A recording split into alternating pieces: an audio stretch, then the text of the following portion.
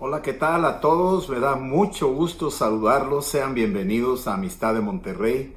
Y en esta ocasión hemos estado estudiando la primera de Timoteo. Hoy entramos al capítulo 3. Después de haber visto todo lo que el apóstol Pablo había invertido en la formación de este hijo espiritual que se llama Timoteo, lo deja estacionado en la ciudad de Éfeso, donde el apóstol Pablo había comenzado esta obra en Hechos 19. Años después, deja encomendada esta misión ahí a Timoteo. El apóstol Pablo continuaría abriendo nuevas obras en diferentes lugares. Pero ahora vamos a entrar a uno de los capítulos más importantes en cuanto a la determinación de los aspectos de la vida y el perfil de un líder. ¿Qué características debe de reunir un pastor, un anciano, una persona que se le conoce como obispo? Aquí lo describe con esa palabra, obispo, una palabra que supervisa desde arriba y ve el rebaño. Vamos a entrar en el capítulo 3, versículo 1, que dice lo siguiente: palabra fiel, si alguno anhela obispado, buena obra desea. Así es que si hay un deseo en el corazón de alguna persona de poder pastorear, dirigir un grupo de personas y encaminarlas a las cosas del Señor, eso es una cosa muy buena. Jesucristo, ahí en Mateo 9, vio las multitudes y sentía compasión por ellas y dice: orad al Señor de la mies que envíe obreros a su mies. Cuando habla de esto, está hablando de que hay un gran rebaño y que iba a hacer falta muchos pastores, muchos obispos, personas que pudieran estar por encima supervisando la condición de las ovejas.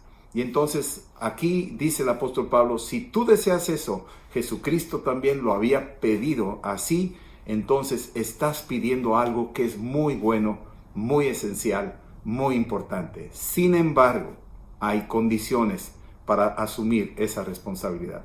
Versículo 2 dice: pero es necesario. Esta palabra es necesario cuando es indicada en la Biblia, es muy importante prestar atención. Porque Jesús le dijo a Nicodemo en Juan 3, le dijo: es necesario nacer de nuevo. Esa palabra es necesario, es importantísima. Aquí el apóstol Pablo está utilizando la misma palabra, es necesario. Es decir, son requisitos indispensables para el que desee tener la función de obispo, o bien de pastor, o bien de anciano. Se usa indistintamente estas tres palabras: obispo, pastor, anciano. Entonces aquí en el versículo 2 dice: es necesario que el obispo tiene 16 características y condiciones que debe de reunir. Número 1, debe de ser irreprensible. Es decir, que no reúna ninguna tacha, ninguna falla, ninguna situación de la cual se le pudiera acusar de algo que hizo mal, alguna palabra inadecuada, alguna conducta inapropiada. Todo eso debe de ser irreprensible, empezando con eso. Que sea, número 2, marido de una sola mujer. No se refiere a que es obligatorio para ser pastor estar casado, o para ser anciano estar casado, o para ser obispo estar casado, sino que es un requisito que si está casado, debe de estar casado con una sola mujer. No tener varias mujeres. Tal vez en el tiempo en el que vivía Pablo, ahí había la costumbre de esa poligamia, donde se podía permitir. En el Medio Oriente era algo muy usual. Sin embargo, Pablo está llevándolos al inicio de Génesis capítulo 2, donde Dios creó al hombre y a la mujer. Lo hizo uno a uno. Le quitó una costilla a Adán y le trajo a Eva. No le quitó varias, le quitó una sola. Entonces estamos entendiendo de que debe ser marido de una sola mujer. ¿Por qué? Veremos al rato. Pero algo importante aquí es porque representamos, ya casados, a Cristo y a la iglesia. Es la unidad, habla de la fidelidad y habla de muchas otras cosas. Este mandamiento y esta cosa necesaria en la vida del obispo, del pastor, del anciano, es un requisito indispensable. Dice, debe ser sobrio. Una persona que es medida, que sabe tener dominio propio, que no se excede, que está de una manera controlada, que en sus palabras, en sus acciones, en todo lo que concierne a la vida de esta persona, debe ser una persona con algo que se conoce como ser sobrio. También debe de ser, número 4, prudente. una persona que se anticipa a las cosas, que puede ver con anticipación y medir el efecto de sus palabras, el efecto de sus decisiones. Una persona prudente. Número 5, debe ser decoroso, es decir, una persona bien portada, bien ordenada, alguien que lleva una vida en orden, que tiene su casa en orden, tiene sus propios recursos económicos en orden, es alguien decoroso. Debe de ser, número 6, hospedador, una persona que sabe hospedar a los demás, así como en la antigüedad vemos ejemplos donde habría gente que atendía a otros que pasaban, a los extranjeros, personas que llegaban por ahí que necesitaban hospedaje, ahí se les daba la atención. Entonces, ser hospedador. Esto no implica abrir la puerta así y arriesgar a tu familia. No estamos hablando de un tipo de descuido, de una persona que no tiene algún tipo de precauciones que se deben de tomar. Sin embargo, la característica es que debemos de entender que seamos hospedadores, principalmente a los que vienen anunciando a Cristo, misioneros, etcétera, personas que vienen con ese propósito. Número 7, debe ser apto para enseñar, una persona que conoce la sana doctrina, una persona que habla la palabra correctamente, cita las escrituras de manera clara y las personas que lo están escuchando están aprendiendo esta sana doctrina. Debe ser apto para enseñar. Habla de una persona que estudia las escrituras, que profundiza, que busca la revelación y la comparte. Número 8, versículo 3, dice ahí, no debe de ser dado al vino. Es decir, una persona que sabe medirse.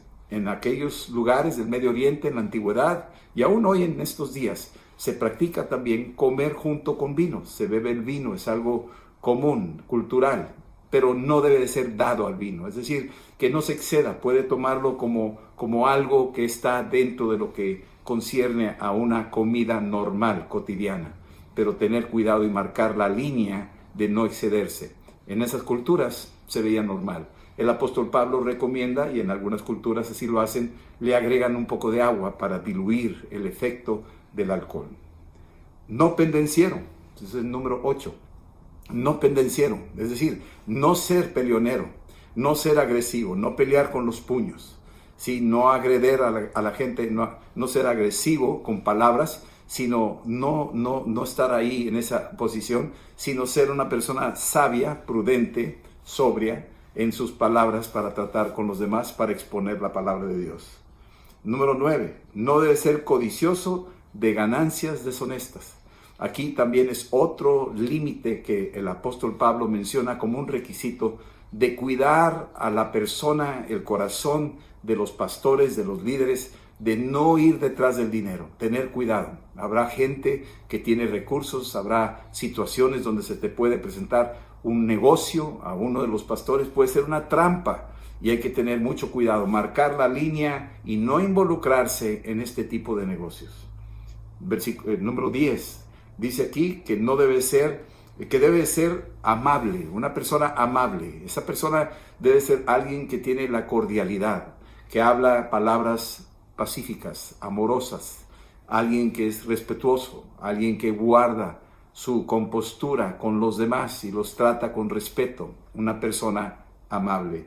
Número 11, dice aquí que debe ser alguien apacible, alguien pacífico, alguien con que es agradable estar platicando con esa persona porque inspira paz, inspira confianza, una persona apacible. Número 11, debe ser una persona no avara, es decir, alguien que nomás junta su dinero y lo guarda y lo esconde y está viviendo de una manera miserable. Es una persona avara, que no comparte, que no bendice a los necesitados. ¿Sí?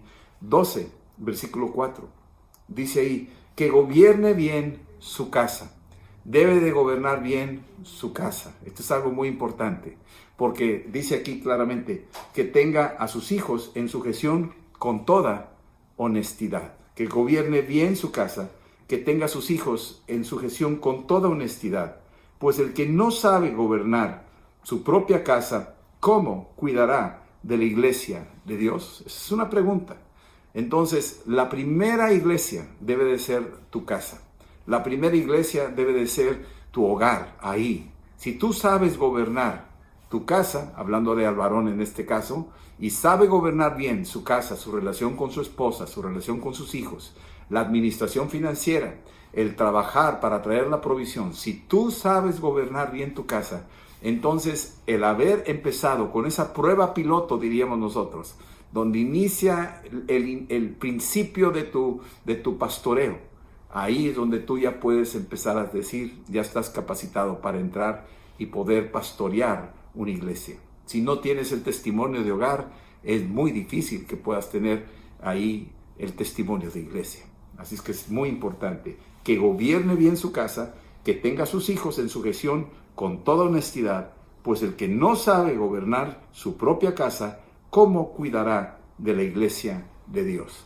Cuando hablamos de esto me viene a la memoria el caso de Elí, ahí en 1 Samuel capítulo 2 y también el 3, donde habla de que este sacerdote Elí no gobernaba bien su casa. Sus hijos no estaban dando testimonio. El pueblo de Israel los tenía a distancia, no querían seguir el ejemplo. Y Elí quería mantener la casa, pero no tomó su posición como el líder, como el pastor de su propia casa. Israel estaba en caos. Israel estaba batallando, no tenía un ejemplo a seguir. Ese caso de Elí, le dice Dios, al final de cuentas, ya que no estorbó a sus hijos, le dice, por cuanto no estorbaste a tus hijos, yo honro a los que me honran. Le estaba diciendo algo muy fuerte ahí al sacerdote Elí, de que no había honrado a Dios al no saber gobernar su casa. Bien, versículo 6, estamos aquí entrando al, creo que es el número 13, dice aquí que no sea neófito. Es decir, alguien que desconoce la escritura, no lo puedes meter ahí. No es alguien recién integrado a la iglesia que inmediatamente tome posiciones de liderazgo. Es muy riesgoso. No neófito. Puede cometer muchas imprudencias, muchos errores. Muchos traen todavía el bagaje del mundo. Y entonces ahí habría que tener nada más la precaución de que no sea un neófito. La razón aquí lo dice claramente el apóstol Pablo, no sea que envaneciéndose se caiga en la condenación del diablo. El diablo puede engolosinar a un neófito, lo puede enredar. Si no tiene discernimiento, si no tiene la capacidad de escoger y decidir correctamente, fácilmente va a ser movido a una trampa donde finalmente va a ser un gran fracaso. Entonces no debe de ser un neófito, tenemos que tener mucho cuidado en la asignatura. ¿Sí? En algún momento dado el apóstol Pablo dice no imponga las manos con ligereza, y eso se refiere también a la delegación de autoridad sobre personas no competentes, personas que son neófitas. Entonces ahí el apóstol Pablo está poniendo límites y precauciones, y sabiendo que todo es un proceso, que necesitan tiempo para poder alcanzar una madurez espiritual y una competencia con testimonio para poder ocupar la posición de ser pastor, anciano o líder de una iglesia. Bien, más adelante seguimos leyendo versículo 7, dice ahí, también es necesario que tenga buen testimonio de los de afuera. Buen testimonio de los de afuera. No está hablando solamente de la gente de la iglesia.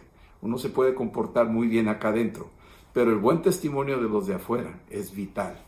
Y aquí el apóstol Pablo está diciendo el testimonio de este obispo, de este anciano, de este pastor, debe de impactar allá afuera. No puede ser que alguien que aspire a esta posición de liderazgo de una iglesia esté endeudado con gente allá afuera o se esconda porque lo están buscando para que pague esto o lo otro. Debe de ser alguien que sabe hacer las cosas bien y que mantiene en alto el testimonio de Cristo con los de afuera.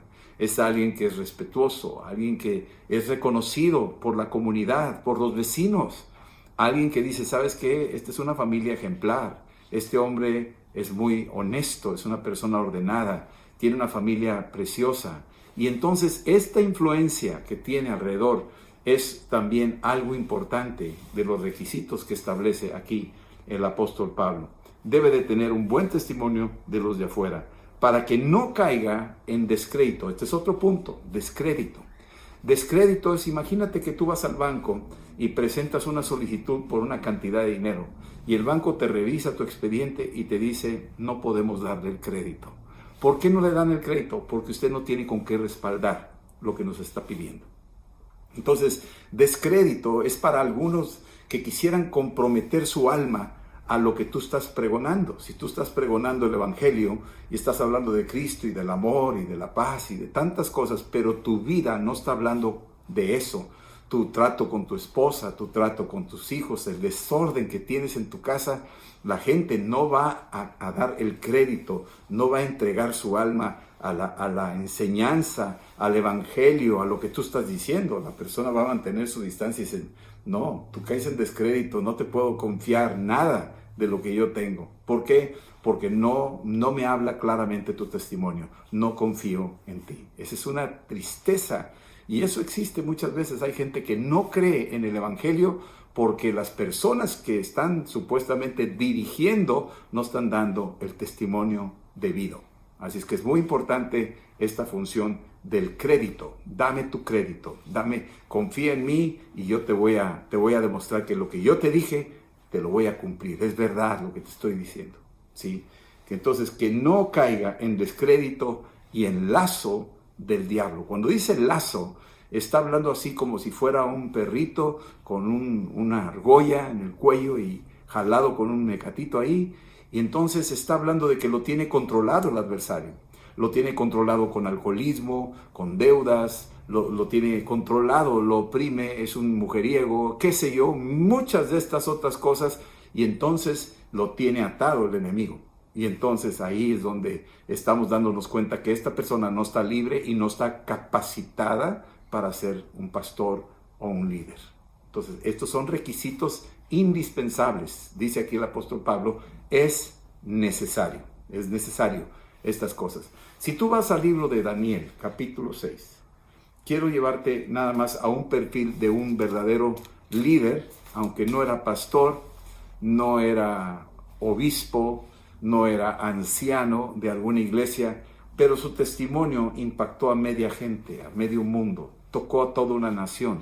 A varios reyes fueron confrontados con el testimonio de este profeta Daniel. Recordemos que él era joven cuando fue llevado cautivo allá a Babilonia y ahí pasó toda su vida. Y en cada periodo de los diferentes reyes que estuvieron ahí, entre ellos estaba Nabucodonosor, estaba también ahí Belsasar, estaba también ahí Darío, estuvo ahí también Ciro. Estos reyes que estuvieron ahí vieron el testimonio de este hombre. Y quiero decirte algo que me impactó y debe de ser anunciado aquí. En capítulo 6, versículo 3 dice, capítulo 6 de Daniel, versículo 3 dice, pero Daniel mismo era superior a estos sátrapas y gobernadores. Ahora, era superior. Ellos, aunque eran de la cultura, eran del mismo país y Daniel no. Él era superior, tenía algo distinto a los demás, porque había en él un espíritu diferente. Había un espíritu diferente. ¿Cuánto más nosotros que tenemos el Espíritu Santo operando en nosotros? Dice, y el rey pensó en ponerlo sobre todo el reino. ¿Qué habrá hecho este Daniel para tener ese favor y esa gracia, para que lo haya pensado poner en posiciones más altas? ¿Qué impacto tenía el testimonio de Daniel en el rey para que pudiera pensar de esa manera y superar a su propio pueblo, a su propia gente? Tal vez tenía hasta parientes o hermanos o familiares y ninguno se equiparaba con Daniel. Versículo 4. Entonces los gobernadores y sátrapas buscaron ocasión para acusar a Daniel en lo relacionado al reino. O sea, cuando uno empieza a brillar, siempre se va a desatar ahí una persecución. La envidia y el rechazo, porque el testimonio sin palabras habla más fuerte que hablar muchas palabras. Y dice aquí que no podían hallar ocasión alguna o falta, porque Daniel era fiel, es una palabra poderosísima, era fiel, ningún vicio, no había vicios, no tenía ningún vicio, de ningún tipo, no tenía ninguna falta, es decir, era irreprensible. Nada de esto fue hallado en él, nada de esto. Así es que Daniel, si hubiera estado en los tiempos del apóstol Pablo, fácilmente podría ocupar la posición de obispo, de pastor, o tal vez otro tipo de puesto que estaría supervisando, porque era un modelo a seguir. Y bien, esto es importante y es necesario tener este perfil. Volviendo a 1 Timoteo capítulo 3, dice lo siguiente en el versículo 8. Ahora entramos a otro nivel de liderazgo. Hablamos del superior, que es el obispo, el supervisor que está por encima, viendo, vigilando, velando por el rebaño. Pero ahora en el versículo 8 dice lo siguiente. Los diáconos. Cuando habla de diáconos, la palabra ahí se refiere a los siervos. Es una función de siervos. Una traducción también que se puede aplicar es los meseros. Esa palabra a lo mejor no se podría aplicar tan rápidamente, pero yo lo quiero relacionar con Hechos capítulo 6. En Hechos capítulo 6 tenemos ahí el ejemplo de la iglesia del primer siglo que estaban comenzando y tenían multitud de personas que se habían convertido. 3,000 se convirtieron ahí en Hechos 2 y otros 5,000 se convirtieron en Hechos 3. Así es que imagínate la iglesia cómo iba progresando, y entonces había necesidad de pastores, y en ese caso los apóstoles, los 12 apóstoles, estaban atendiendo, y ahí dice en el versículo 1 del capítulo 6 de los Hechos, que estaban atendiendo a las mesas, y se estaban descuidando cosas más importantes, que era la oración y la palabra. Tenían que estar preparándose en la palabra porque eran aptos para enseñar. Entonces tenían ellos esa prioridad, pero se estaba descuidando por tanto afán. Y entonces citaron ahí en Hechos capítulo 6 que buscaran a 7 varones de buen testimonio, llenos del Espíritu Santo y de sabiduría, que pudieran hacer esa labor de atender a las mesas. Imagínate qué posición tan pobre, tan modesta, que estaban buscando personas para eso. Sin embargo, ese perfil tenían que tener buen testimonio, llenos del Espíritu Santo y de sabiduría. Estos son los diáconos, por decir así. Después escogieron a 7, entre esos 7 estaba Esteban y Felipe, y bueno, todo esto que estamos viendo era la forma en que sucedía en la iglesia del primer siglo.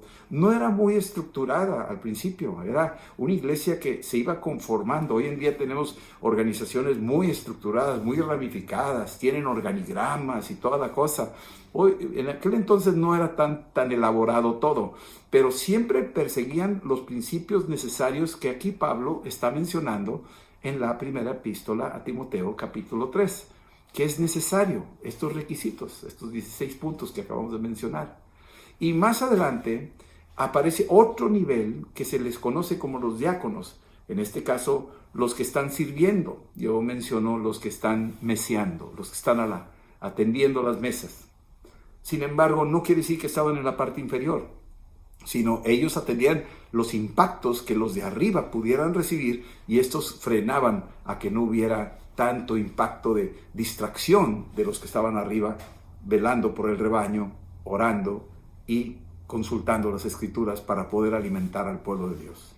Versículo 8 de 1 Timoteo, capítulo 3, dice esto: los diáconos, asimismo, deben de ser honestos. Algo que tiene que ser cuidadoso aquí es que tienen que ser honestos. No decir sí, pero a la vez están diciendo no, o no mentir, o no engañar, o no flojear. Deben de ser honestos con lo que están haciendo.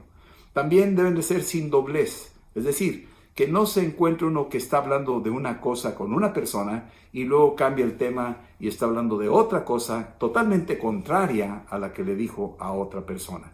Esa persona tiene una doblez, entonces hay que tener cuidado con lo que estamos diciendo. Debemos de ser tanto luz en la calle como luz en la casa. Tenemos que hablar claramente y que no haya doblez en nuestro hablar. No dados a mucho vino. Aquí también el requisito sigue en pie de tener cuidado de no excederse a eso. Se les demanda precaución en este tipo de comidas y bebidas que tenían ellos. También dice, no codicioso de ganancias deshonestas. Los diáconos pueden encontrarse con ese tipo de espíritu que hubo en Giezi.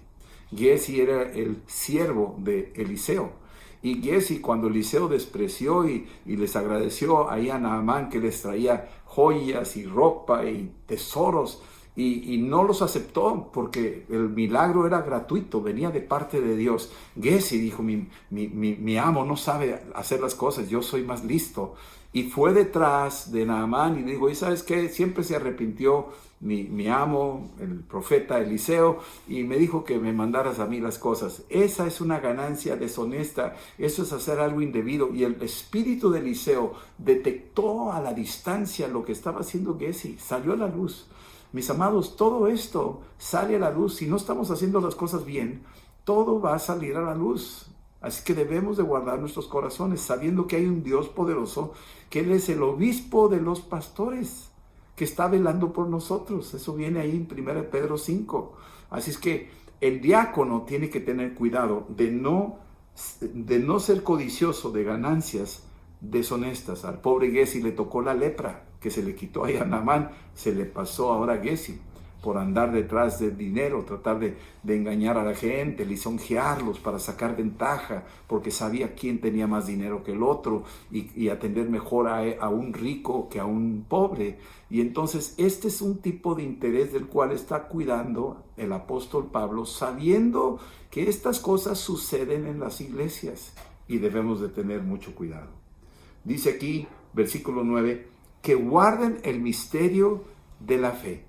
Cuando dice misterio es algo escondido, pero ese misterio ha sido ya revelado. Dios nos ha revelado que Cristo es el Hijo de Dios. Hemos tenido la revelación de la Trinidad, aunque no logramos entender el misterio en su totalidad. Sabemos que Dios es Padre, Hijo y Espíritu Santo. Así es que toda esta revelación de la fe debe de ser bien custodiada, debe estar guardada, protegida, con mucho celo. Y mantener eso, porque esto es una protección de la sana doctrina. En las conversaciones de la gente, donde estos diáconos están cerca con ellos y hacen comentarios y a veces desubicados, los diáconos pueden centrar y ubicar a estas personas en cuanto a doctrina.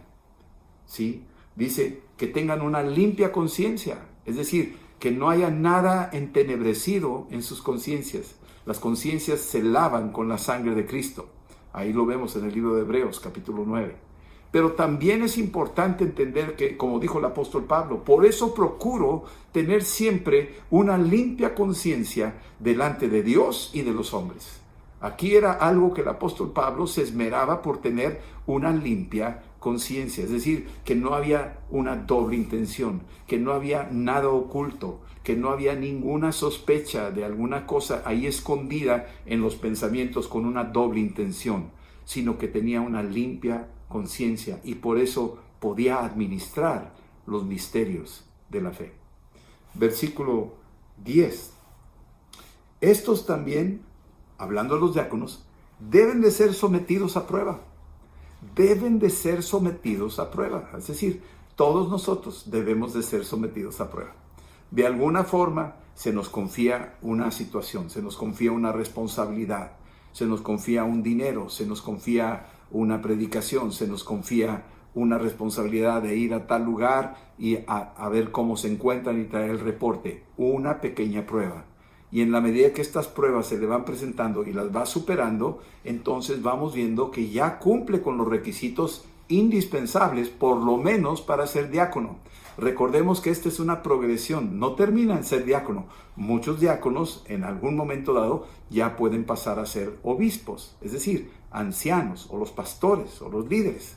Cuando vemos ahí Efesios capítulo 4, versículo 11, los 5 ministerios establecidos por Cristo, que dice, y Él también constituyó a algunos apóstoles, a otros profetas, a otros evangelistas, a otros pastores, a otros maestros, y todos estos a fin, dice ahí el versículo 12, ¿a fin de qué? ¿Verdad? El propósito de estos 5 ministerios es preparar a los santos, pero esos santos no se van a quedar así nada más, siguen siendo santos, pero de ahí el progreso es que vayan ocupando posiciones donde tarde que temprano van a ser maestros, van a ser pastores, van a ser ellos evangelistas, van a llegar a niveles de profecía y van a ser profetas, o pueden llegar hasta niveles de apostolado.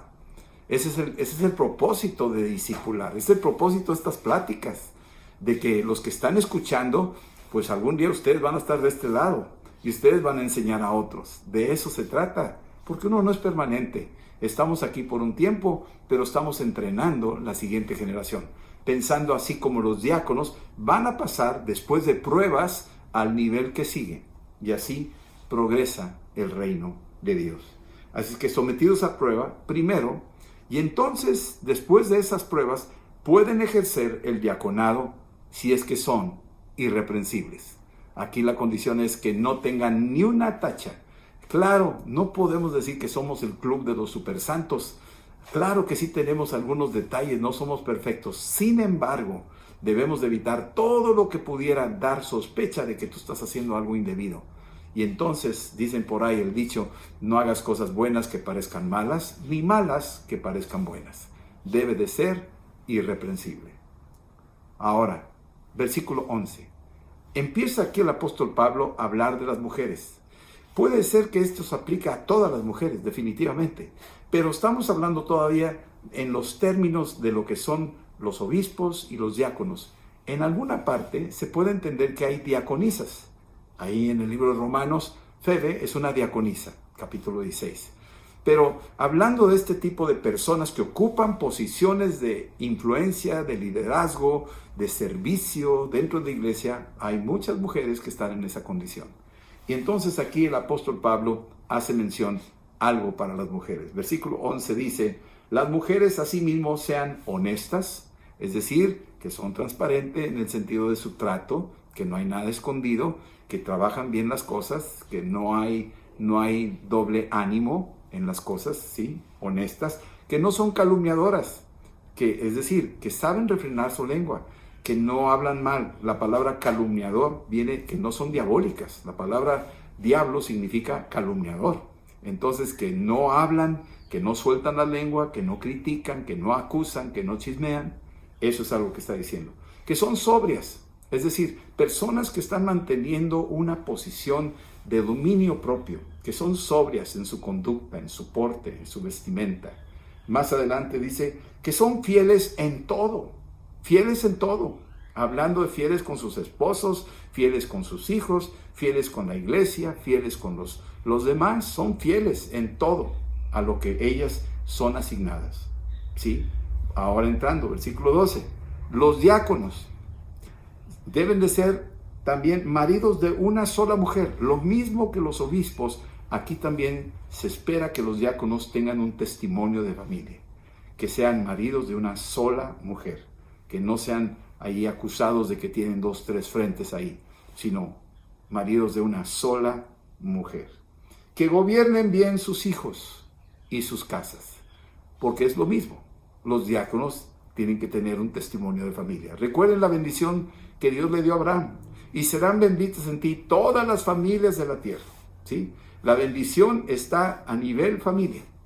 Así es que los diáconos tienen que tener familias ejemplares, familias que están en orden, que los hijos honran a los padres, que los padres saben disciplinar en amor a sus hijos, que les instruyen la palabra a la hora de dormir, que en la mañana les vuelven a hablar la palabra y en el caminar siguen hablando de la palabra. Y entonces crece una familia ejemplar. Y esas familias van a inspirar a otras familias y vamos a hacer una bendición para la sociedad y para la nación. Versículo 13. Porque los que ejercen bien el diaconado ganan para sí un grado honroso. Aquí van a ganar un grado honroso. Esto es algo bien importante. Y mucha confianza en la fe que es en Cristo Jesús. Así es que cualquiera que ejerce esta función de diaconado va a entrar en una posición de honor, ¿sí? Y la gente los va a reconocer y tienen confianza, se les da confianza y la gente les tiene confianza por el testimonio. Versículo 14. Aquí el apóstol Pablo ahora habla de algo muy importante. Esto te escribo aunque tengo la esperanza de ir pronto a verte. Seguramente el apóstol Pablo, no sabemos, se cree que estaba en Filipos, a lo mejor escribiendo la carta, y el deseo era viajar de Filipos para ver cómo estaba Timoteo, cómo estaba la obra ahí con los efesios. Y entonces ahí está este deseo del apóstol Pablo. Era un hombre inquieto, siempre moviéndose de un lugar a otro. Versículo 15. Pero si tardo, quiero que sepas cómo debes de conducirte en la casa de Dios. Quiero que sepas cómo debes de conducirte en la iglesia. Y no estoy hablando de un edificio, sino la casa de Dios. Es decir, ahí, con todo el pueblo de Dios, ahí está la presencia de Dios. Donde están 2 o 3, ahí estoy yo, dice el Señor Jesús. quiero que sepas cómo debes de conducirte en la casa de Dios, que es la iglesia del Dios viviente. O sea, estamos hablando el cuerpo de Cristo. ¿Cómo te debes de comportar con la gente que está a tu alrededor? La gente que viene y que cree lo que estás diciendo, que está escuchando la palabra. Tú tienes que comportarte de una manera digna, muy particular, muy especial. Recuerda que esta casa de Dios, esta iglesia del Dios viviente, es una columna y baluarte de la verdad. Es una columna, es decir, como una torre de esos faros que alumbran una columna, ¿sí? Ahí en Éfeso había un edificio de Artemisa que tenía unas columnas de cerca de 20 metros de altura, se dice. Y entonces está hablando de que es así, como esas columnas altas, pero esta es la columna de la verdad. La columna de la verdad. Tú vas a sostener la verdad, porque la gente necesita conocer la verdad. Cristo es la verdad. Y la verdad, si la conocen, los hará libres. La palabra de Dios es la verdad. Esa columna debe de ser vista en la iglesia. La palabra es Cristo, debe ser exaltado en la iglesia. Debe ser proclamada la palabra en la iglesia, ¿sí? Y que también se refiere a que es un baluarte de la verdad. Es decir, es un cimiento, es una base principal, la base, la verdad. La verdad debe de ser la base de todo creyente, la verdad. Versículo que sigue, versículo 16. Y ahora el apóstol Pablo lanza esta no sé, maravilla, porque son 6 puntos que menciona aquí, que son poderosas descripciones de la verdad, del amor de Dios y de Cristo. Dice aquí, indiscutiblemente, es decir, sin lugar a dudas, es un gran misterio esto de la piedad. Es un gran misterio esto que concierne a las cosas divinas, a la cosa de Dios. Sí, no hay discusión alguna, es un misterio. Sin embargo, este misterio ha sido revelado para que tú lo entiendas, le está diciendo a Timoteo, y para que tú, que me estás escuchando, tú lo entiendas también. Indiscutiblemente grande es el misterio de las cosas que conciernen a Dios. Dios fue manifestado en carne, número 1. Dios fue manifestado en carne, es decir, Jesús fue concebido por el Espíritu Santo en el vientre de una doncella, un ser humano, una mujer llamada María, y vino al mundo como hombre. Dios fue manifestado en carne. Cualquiera que dice que Jesús no es Dios, es un hereje, está fuera. Aquí está diciendo, Dios fue manifestado en carne, es Cristo Jesús. Número 2, fue justificado en el Espíritu, es decir, las señales y prodigios que Jesús hacía, nadie las podía hacer, nadie. Así se lo dice ahí Nicodemo a Jesús en Juan 3. Nadie puede hacer las cosas que tú haces a menos de que Dios esté con él. Y nadie podía hacer lo que Jesús hacía. Las señales que Jesús hacía justificaban que Él era el Hijo de Dios. Una de las señales más poderosas es su resurrección. Número 3. Fue visto de los ángeles. Esto visto de los ángeles, vemos una serie de eventos donde los ángeles estuvieron presentes y lo estuvieron viendo. Cuando nació en Belén, ahí en el libro de Lucas capítulo 2, los ángeles se abrió los cielos y empezaron a cantar gloria a Dios en las alturas. O sea, ellos vieron a este bebé envuelto en pañales en un pesebre. Ellos vieron a Jesús. Más adelante vieron a Jesús cuando después de la tentación vinieron a fortalecerlo. Vieron a Jesús cuando estaba en el huerto de Getsemaní y ahí vinieron a consolarlo. Y vieron a Jesús también cuando resucitó de los muertos y están ahí sentados estos ángeles y diciendo, ya no está aquí. ¿Por qué buscan entre los muertos al que vive? Estamos diciendo aquí, visto de los ángeles. Fue predicado a los gentiles.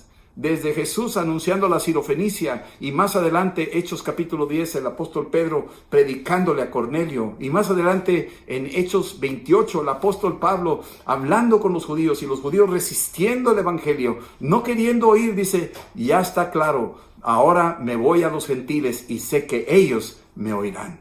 Ahí lo dicen en el libro de los Hechos capítulo 28. Creído en el mundo.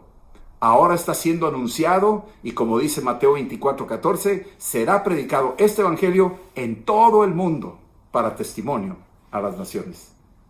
Dice aquí el último punto número 6, recibido arriba en gloria. Ahí en Hechos 1, Versículo 9 dice que había 2 hombres vestidos de blanco que estaban ahí y están ahí presentes y le dicen: varones Galileos, este mismo Jesús que fue tomado al cielo volverá a venir. Fue tomado al cielo, aquí recibido arriba en gloria, ¿sí? Y luego va a volver a venir por su iglesia, según 1 Tesalonicenses 4, del 13 al 18, dice: va a venir por su pueblo y nos va a llevar con él y estaremos con él para siempre.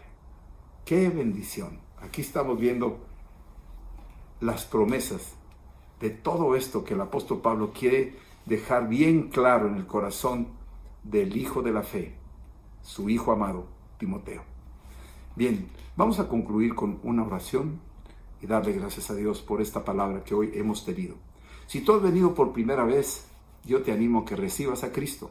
Si tú tienes un deseo de servirle a Dios, te recomiendo que mantengas esta palabra en tu corazón y te alinees a los requisitos indispensables, y tarde que temprano Dios mismo te va a colocar en una posición de la cual Él de antemano preparó para que tú anduvieses en ello. Vamos a orar para invitar a Cristo y al Espíritu Santo a nuestros corazones. ¿Sí? Vamos a hacer esta oración y decirle: Señor Jesús, yo te pido perdón por mis pecados. Te doy gracias por tu preciosa sangre que borra toda mi iniquidad. Ven a mi corazón y lléname de tu Santo Espíritu, el mismo que te levantó a ti de los muertos. Te recibo, Espíritu Santo, y me pongo al servicio de Jesús de Nazaret. Gracias, Señor, por tu palabra y por usarme. En el nombre de Cristo Jesús. Amén. Que el Señor los bendiga a todos ustedes y que la paz de Cristo les acompañe siempre. Nos veremos después. Hasta luego.